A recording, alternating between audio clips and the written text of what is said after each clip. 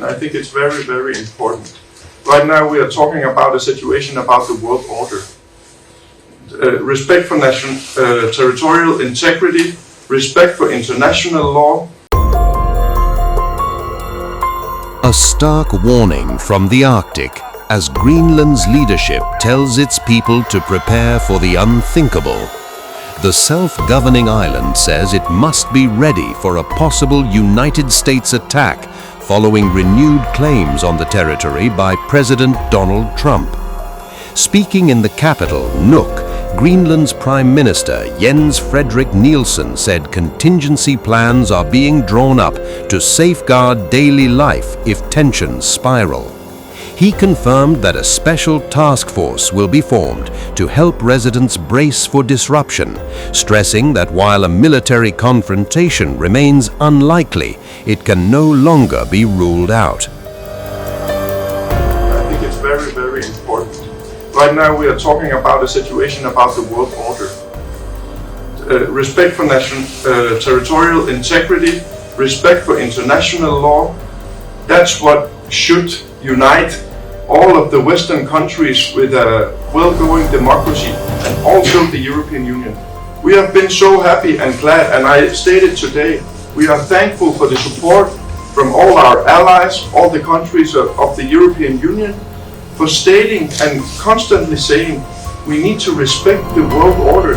International law is not a game, and if we don't do that, of course alliances will fall, and that will be very bad in the way the world is developing now. We have been a close and loyal ally to the United States, to NATO through many years. We can do lots more in that framework. We are willing to cooperate much more, but of course in mutual respect. And if we cannot see that, it will be very difficult to have a good and reliable partnership.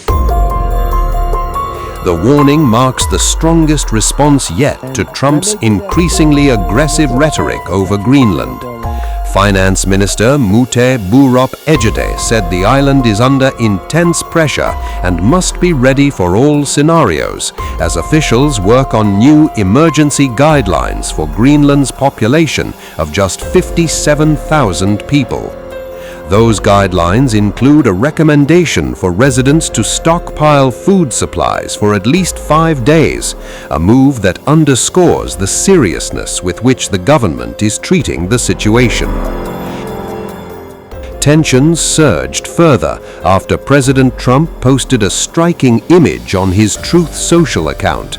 The image showed Canada and Greenland colored in the red, white and blue of the American flag with no caption but a clear message.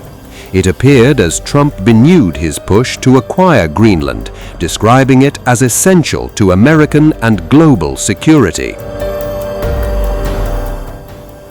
The post landed as Trump's disputes with key European leaders intensified, including a growing rift with French President Emmanuel Macron over Greenland, the war in Gaza, and trade tariffs. Trump has long argued that the United States needs Greenland to counter Russian and Chinese influence in the Arctic. He has repeatedly floated the idea of purchasing the island from Denmark and has refused to rule out the use of force, saying the issue may ultimately have to be resolved the hard way. Last week, the US president escalated the standoff by announcing plans to impose new tariffs on European countries that oppose his Greenland ambitions.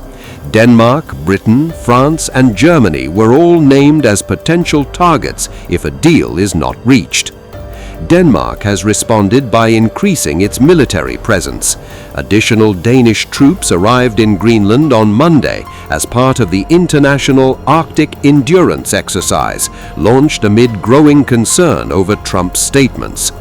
Despite the heightened rhetoric, politicians in both Denmark and Greenland insist there is no immediate threat from Russia or China.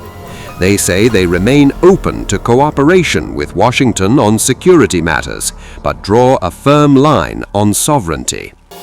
Rasmus Jarlov, head of Denmark's Parliamentary Defense Committee, said discussions on mining projects or additional US military bases could be possible, but he made clear that handing over sovereignty and tens of thousands of Danish citizens who do not want to become American is not an option. European leaders have issued their own warnings, saying that any US attack on Greenland would amount to an attack on a NATO member and could destroy the alliance from within. When it comes to the security of the Arctic region, Europe is fully committed. And we share the objectives of the United States in this regard. For instance, our EU member, Finland, one of the newest NATO members, is selling its first icebreakers to the United States. And this shows that we have the capability right here in the ice, so to speak.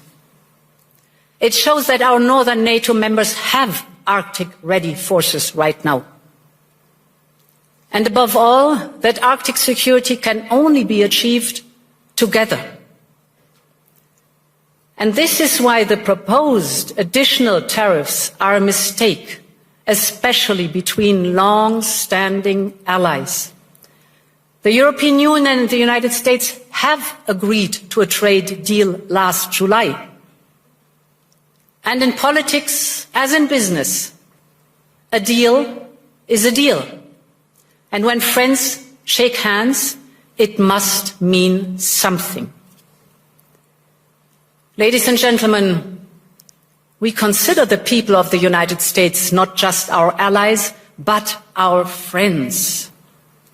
And plunging us into a downward spiral would only aid the very adversaries we are both so committed to keeping out of the strategic landscape.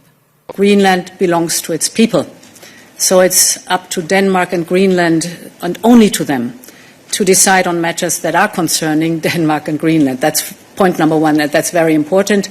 We are in constant contact with the Danish government, also to listen to what the needs are, what the needs of the Greenlanders are, in very close contact. Second, Greenland is part of NATO. And when we are speaking about Arctic security, this is one of the core topics of NATO. And we know that the glue between the allies is the fact that there's always the clear motto, one for all for one. So NATO is one forum to integrate the different interests that are out there. The Arctic and Arctic security is also a matter for the European Union without any question. And we've invested since years in our relationship with Greenland. I was there last year, before all this happened, to open the office in Nuuk so that we have a constant channel of communication with the Greenlanders. We have an investment program. We've stepped up our engagement since last year. We have accelerated our work. So there's a strong and good and existing relationship between the European Union and the Greenlanders. And for me, it's important that the Greenlanders know, and they know this by the deeds, not only by the words, that we respect the wishes of the Greenlanders and their interests, and that they can count on us. As Greenland urges its people to brace for uncertainty and Denmark moves to reinforce its Arctic defenses, the confrontation is laying bare unsettling questions about power, sovereignty, and the very future of Western unity.